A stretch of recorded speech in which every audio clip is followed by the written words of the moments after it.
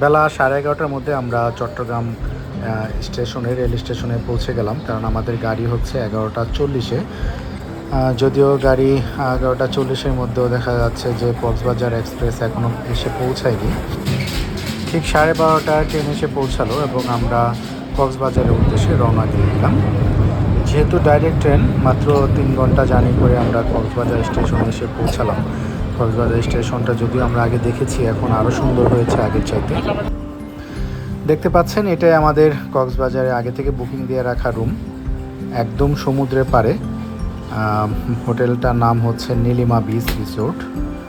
যদিও হোটেলটা ততটা সুন্দর নয়, তারপরেও আমরা এটা চয়েস করেছি কারণ বিচ থেকে আমাদের হোটেল থেকে একদম বিচটা একদম কাছে, জানালা দিয়ে দেখা যাচ্ছে, দেখতে পাচ্ছেন। নষ্ট করার মতো একটু সময় আমাদের হাতে নেই, তাই আমরা খুব দ্রুত ফ্রেশ হয়ে ছাদে চলে আসলাম। ছাদ থেকে বিচটা আরও সুন্দর দেখা যাচ্ছে। বাসা থেকেও যদিও দেখা যায়, ছাদ থেকে আরও খোলামেলা, আসলে একদম প্রাকৃতিক ন্যাচারাল বাতাসের মধ্যে বসে বসে দেখা, এটার মজাই একরকম আলাদা।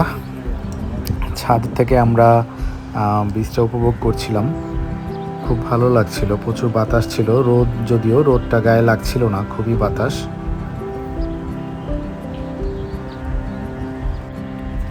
মনে হচ্ছে দিন-রাত 24 ঘন্টা এখানে পার করে দিতে পারবো, এমন একটা সুন্দর জায়গা।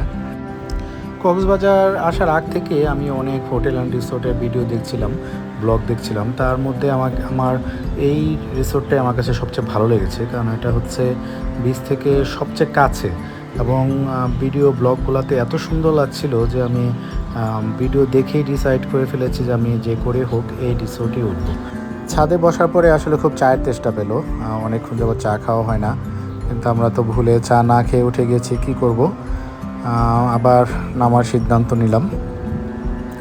যদিও আমাদের রুমটা 2 তলা আর এটা হচ্ছে 3 তলার ছাদ, খুব বেশি ডিফারেন্স না, এবং নিচে অনেক সুন্দর সুন্দর চায়ের রেস্টুরেন্ট আছে, আমরা দেখে এসেছি। তাই কিছুক্ষণ বসে আমরা আবার চায়ের উদ্দেশ্যে নিচে চলে গেলাম। চা খেয়ে আবার আমরা ছাদে চলে আসলাম। আসলে সময়টা নষ্ট করতে চাচ্ছি না, ছাদটা এত সুন্দর, অনেকটা ছাদের প্রেমে পড়ে গেছি বলতে পারেন।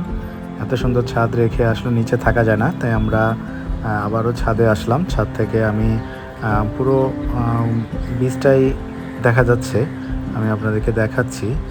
আসলে এত সুন্দর, ভিডিওতে বোঝা যাবে না, বাস্তবে আসলে এর চাইতে অনেক সুন্দর যতটা ভিডিওতে দেখা যাচ্ছে। সঙ্গেই থাকবেন, খুব শীঘ্রই আসবো আবার নতুন কোনো ভিডিও নিয়ে। এবারের মতো বিদায় নিচ্ছি, সেই পর্যন্ত ভালো থাকুন। ধন্যবাদ সবাইকে।